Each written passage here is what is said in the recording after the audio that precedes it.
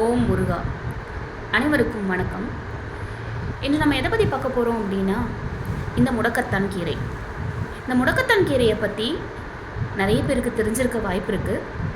சில பேருக்கு தெரியாமலும் இருக்கலாம். தெரியாதவங்களுக்கு இது பயனுள்ளதாக இருக்குங்கிறதுக்காக தான் இந்த வீடியோவை நான் பதிவிடுறேன்.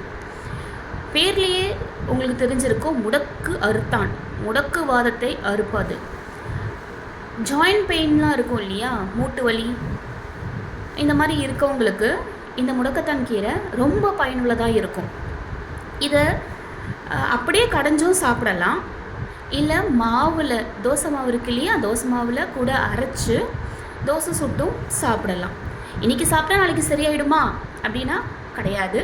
இதை கண்டினியூவாக நம்ம யூஸ் பண்ணும்போது நமக்கு கண்டிப்பாக ரிசல்ட் நல்லாவே இருக்கும்.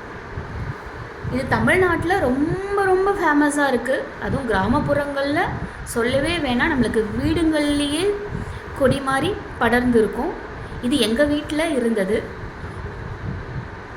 உங்களுக்கு எங்கே கிடச்சாலும் இதை பார்த்தீங்க அப்படின்னா, இதனோட காய் நீங்கள் பார்த்தீங்க அப்படின்னா பலூன் ஹார்ட் மாதிரி இருக்கும். அதனால் இதுக்கு என்ன சொல்லுவாங்க அப்படின்னா, பலூன் கொடி இதய விதை அப்படின்னு சொல்லுவாங்க.